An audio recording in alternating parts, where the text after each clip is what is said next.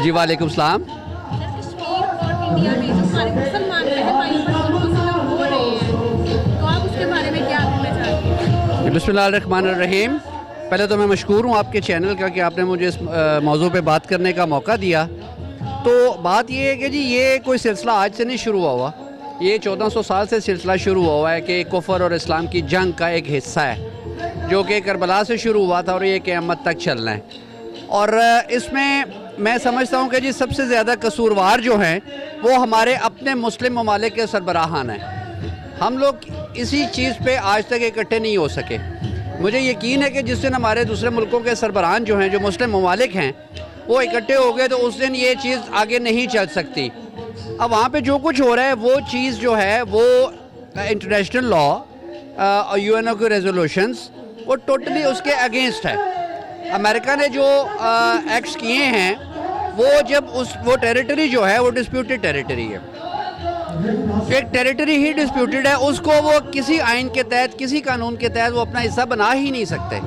और इसी वजह से मैं समझता हूँ कि वहाँ पे जो प्रोटेस्ट हो रहा है वो सिर्फ मुसलमान नहीं कर रहे, वो आधी से ज़्यादा इंडियन जो हैं, जो हिंदू हैं, वो ख़ुद इस चीज़ पे जो हैं वो परेशान है कि हमारी हुकूमत जो है वो इस हद तक नाइंसाफ़ी पे उतर आई है कि वो एहतजाज करने पे मजबूर हो गए हैं। और ये एहतजाज ख़त्म नहीं होगा, ये इंडिया में भी ये एहतजाज जारी रहेगा और पूरी दुनिया में ये एहतजाज। और मैं समझता हूँ कि ये वक्त आ गया है कि जब ये हिंदुस्तान के टूटने का टाइम आ गया है। और ये इस तरह वो कहते हैं कि जी कुफर की हुकूमत रह सकती है, जुल्म की हुकूमत कायम नहीं रह सकती।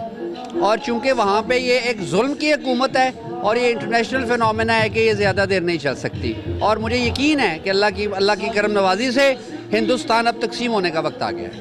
आप मोदी को क्या पैगाम देना चाहेंगे? मोदी इंसान नहीं है, वो एक दरिंदा है।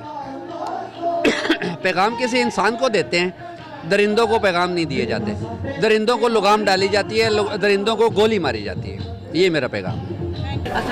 वालेकुम सलाम जी।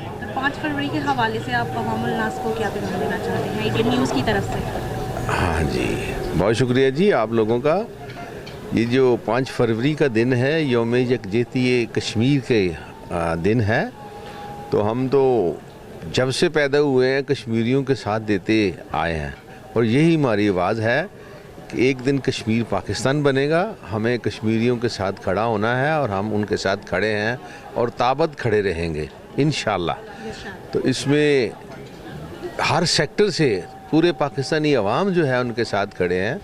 हम जो है ना दुनिया से जो आलमी फोरम्स हैं उनसे रिक्वेस्ट करते हैं तो जितने भी जो है ना हिंदुस्तान मोदी सरकार ने जो जबर का निज़ाम कायम कर रखा है और जो नया कानून लाए हैं उसको जो है ना मजबूर किया जाए कि वो वापस ले और कश्मीर की आज़ादी के लिए काम किया जाए, कश्मीरियों को आज़ादी दिलाई जाए।